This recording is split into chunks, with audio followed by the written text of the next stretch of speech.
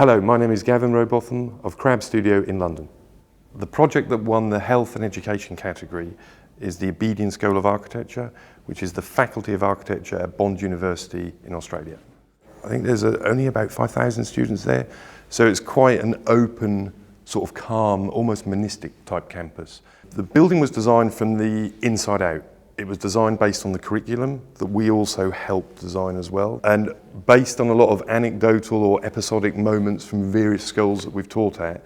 So there's certain key features we want there. So we needed free space for the students, kind of shared space, and the idea to create this sort of friction between students, good friction in a good sense. So there's learning through seeing what stuff is being done and not like closed off in rooms. So the building kind of was this sort of large shed in one sense, but also these sort of caves of character embedded within that. So to set the frame for that was a long street running through the middle, and we developed these concrete scoops that run off this street that are the epicenter of the entire building. They form crit space, they're structural elements, they're environmental chimneys, they're basically the core of the building. Also, they were kind of a tactic to get some unprogrammable space in the building. We knew we needed space, to allow the spontaneous, architectural skills are full of all this stuff. You need a space to build a giant model. Where do you put it?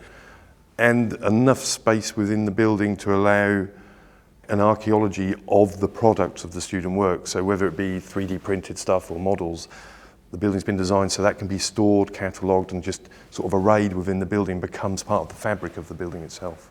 In terms of colour and material, we wanted to keep the material palette fairly raw. So we have concrete, ply, timber, aluminium. So everything was kind of elemental in a sense, and then we applied dabs of colour throughout and used a warm palette of oranges and yellows to run through the building, kind of linking some spaces up.